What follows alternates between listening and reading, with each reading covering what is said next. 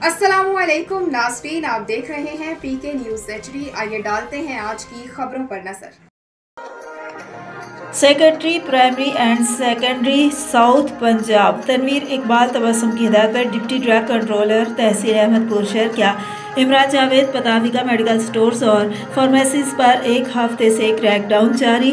बगैर लाइसेंस अद्वियात फरोख्त करने वाले 2 मेडिकल स्टोर सील करके मुतअद्दिद मेडिकल स्टोर से मुख्तलिफ अद्वियात के नमूना जात ड्रग सर्कल लेबॉर्ट्री बहावलपुर भिजवा दिए। केमिस्टों को इंसानी ज़िंदगी बचाने वाली अद्वियात की दस्तयाबी यकीनी बनाने की हिदायत।